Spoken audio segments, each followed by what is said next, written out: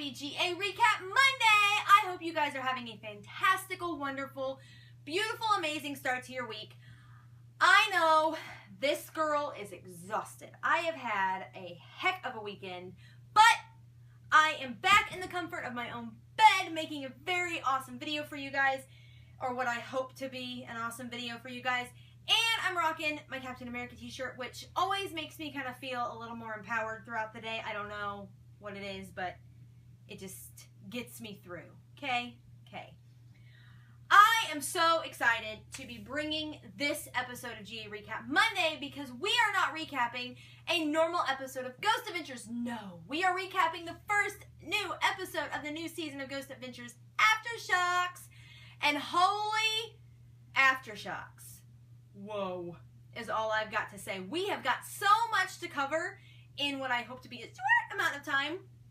So we're going to get started because this episode I'm still recovering. Holy kitty flippin' cow, wow.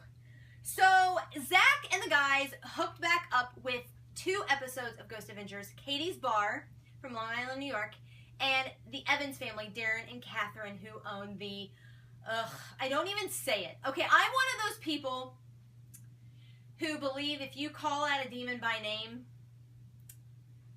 they have the ability to kind of be attracted to you. So I don't even do it. So I'm going to spell it because I'm a chicken and I'm not taking any chances because I don't do demons. I don't play. So Z-O to the Z-O, you all know what it spells. We ain't going there. But they had the demon house of Oklahoma. That's how we're going to put it that way. And boy, oh boy, some of the stuff I heard in this episode, I was just not mentally, psychologically, physically, emotionally prepared for. Holy kitty cow. So we are going to get into it because we've got lots to say. And I'm actually going to start from the backwards going forward because the first part of this episode is going to take me forever. So I just want to get the smaller version out of the way and get right into Z-O. Ugh. So Zach hooked back up with the owner of Katie's Bar, Brian Carpenter? I think is how it is. I know his first name's Brian. That's what we're going to go with. And if you remember, Brian was like drawn to the bar. Like he was just, I need to get to this bar. I need to get here. Like something, he was just very drawn to it. And we're aware of something really bad in the basement. And there's like tons and tons of poltergeist activity here. And so Zach went back to check in with him to see how he was doing. And boy, oh boy. Let me tell you, people get mad about certain things, don't they? Good Lord above. So Brian was, I believe, in this whole thing for not necessarily fame, because obviously Katie's Bar is very insanely freaking haunted, but on the same token, he says in the interview, the catch-up interview with Zach, that he wanted answers. He wanted a definitive answer of what was going on. I called you because you're an expert. And Zach very quickly said, no one's an expert in the paranormal. No one's experts in this. You know, I can give you my best opinion, but I'm not going to sit here and lie to you. And I think Brian just wants answers. He wants answers from somewhere or something, and he's not getting them, and he's frustrated. And I get that. Like, I completely understand how you would be frustrated when you're having all of this stuff happen, and you don't have an answer. And if you remember the episode, and they even did clips of the episode and things like that to refresh our memories of Zach kind of calling him out and saying, you know what, dude, I think you're in denial a little bit. You know, maybe something's attached to you. Did you ever think about that? And Brian wasn't necessarily happy about hearing that. He didn't really want to hear it, but I think he understands it now, and being able to go back and have him come and visit Zach and see where they are and see what's happened since then, I think things have gotten more clear for him. But he still wants those answers. You can tell he still wants those answers. And so they ask him kind of what's happened since the airing of the episode. And he says that he's since seen a gray, 7-foot-tall, like tattered figure follow him around. And 2 other employees have seen it as well. Or 2 other family members, or 2 other people have seen it as well. Employees, and then the mother of an employee just seen something and then felt the need to pray for her daughter who happens to work at the bar. And he is just, you could tell he was lost and kind of wanting help and really worked up. And so Zach, in Zach's nature, of course, wanted to help. I mean, being an empath, it's the first thing you want to do. You hate when people hurt, and you hate when other people hurt, or when you see pain in someone else. Your emotions kind of go to the wayside which can never be a good thing either, because then you're not dealing with your own issues and your own problems, you're dealing with everybody else's. And so Zach, of course, felt compelled to help him, and so as the episode as the interview goes on, we learn that, Brian kind of just wants this gone. He doesn't really understand. I mean, he's just kind of at the point where he may not ever get the answers he wants, and he's done other shows and he's done other interviews and asked other people's opinions of what's in the bar, and it may just be a situation where there's something there that likes to screw with you, and whether it's evil or dark or playful or nice or just annoying as piss, then that's what it is. You just don't know. And so Zach sent a shaman to him and to the bar and had him cleanse Brian in hopes that it would maybe alleviate some of Brian's issues, because I think deep down that there's something attached to Brian that maybe he's bringing to the bar, and he is wanting so many answers that this thing has kind of attached itself to him, and now it just happens to manifest at the bar. And so that's pretty much the update of Katie's bar, because it was toward the end of the episode. It was short, it was sweet. You could tell it was not as loaded as what I'm getting ready to talk about. Oh, good God, I could go on for hours. So, the first half of this train wreck of an episode involved one of the most terrifying episodes of Ghost Adventures I have ever seen, in my personal opinion.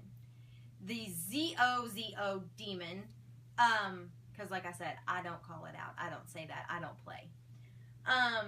Was called out by Darren Evans and his wife Katie, and in their home with using a dun dun dun Ouija board.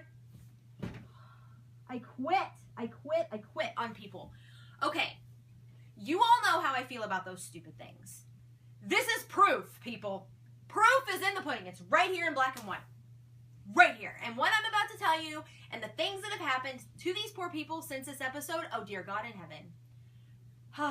Pray now. Because this was insanity to me. Like, what this interview pertained was insanity. So, now, it's Zach and Darren. And they are in Vegas, where they do the Aftershocks updates.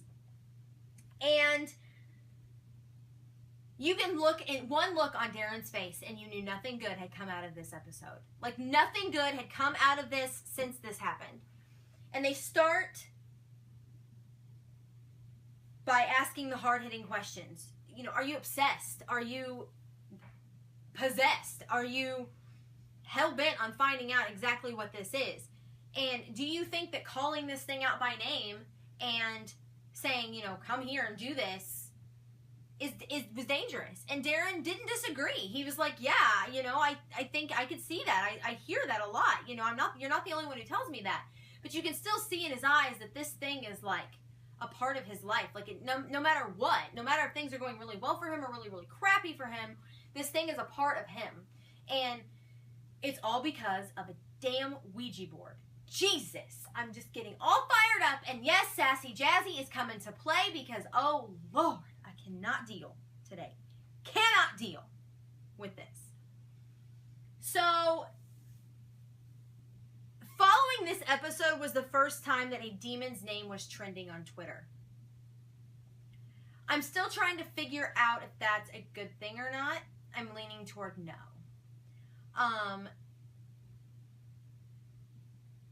Because you are bringing attention to something evil. Something that wants attention. Something that feeds off attention. And when you have 20 million people typing hashtag ZOZO, regardless of whether they're calling it out, they're still acknowledging its presence. And was I guilty of that? Yes, I was one of those 20 million people that made it a top trend. But because I live tweet. But sitting back and thinking about it, it's like, good God. You think about the repercussions of that. Like, if you actually get deep into it and call it out and do the things you do and say the things you say. And so you can even see them. I mean, Zach doesn't even call it out. Zach knows better. He's like, Z-O-Z-O. I'm not saying it. I'm not saying it. He starts to go zip, and he'll stop himself. It's very, very, very, very evil. Whatever the hell it is. If you remember in the episode, Darren and Katie were in the episode with the guys, and they were up in the room, and they were using the spirit, they were using the Ouija board.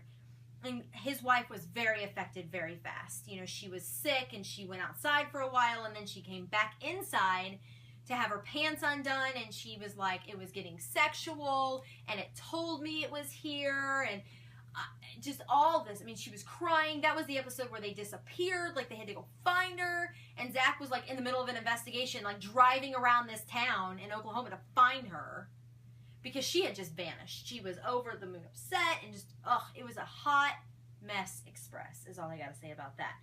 And so, of course, we want to know, where are they now? The things that were said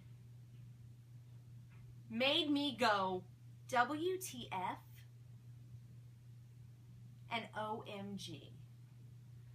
Darren and Katie, first off, are no longer married. Darren found out that Katie was doing Ouija board sessions behind his back, conjuring ZOZO every time, and was having a semi-sexual relationship with this thing.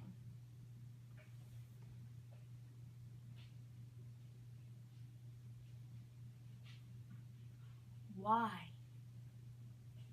Like, what?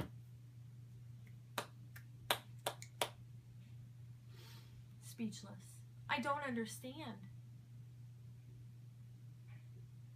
If I'm going to have sexual relations with anything, first of all, it's not going to be dead. Necrophilia is not my thing. It's not going to be a demon. That's just weird and evil. What good comes of that? Obviously nothing, because now Katie's in jail.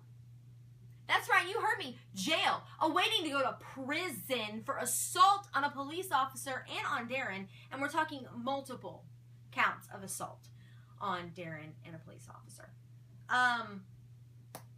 Was it ZOZO that affected her? In my opinion, yes. She got so far deep into this, more so than he did. I mean, he's obsessed with the research and finding out historically how far it's gone back and who's had experiences with this, and people are coming out of the woodwork saying, oh my God, I've done the same thing, and this thing comes out, and then things happen, and then this happens, and this happens. She was all up in this demon's cookies, and I'm like, girlfriend, seriously, get your life. I literally could not hear what I was saying. Like, I could not understand it. I couldn't fathom it. I was absolutely shell-shocked. Something that actually shocked me as well was this thing told Darren that he was going to give his daughter an iron tongue. And shortly after that, she was in the bathtub and almost died. She got like this infection, like MRSA. It's called MRSA. It's like a bacterial infection. It's really common. A lot of people get it in her mouth. And it caused her tongue to like grotesquely swell and hang out of her mouth. Iron's heavy. Iron's going to do that. Dun, dun, dun, dun. That would be it for me. I would be like, hell to the no. When you are coming after my kids, that's it. Cross the line, done. Zach also caught up with TJ Marshall. Now, if you remember TJ, he was the guy who worked on the house. He was kind of the handyman for the house. And he was in the house like all of 10 minutes, like on the stairs. And he was like, okay, I feel you. If you want me to get off your stairs, let me know. He heard a noise and he was out. After TJ went home following that interview, he was also the guy that like stopped Zach like 3 times in the interview. Like, I don't want to talk about that. I don't want to talk about that either. I don't want to talk about that. Dude, why are you here? Shut up and do the interview. Suck it up, Buttercup. This is what you're here for. But he did it.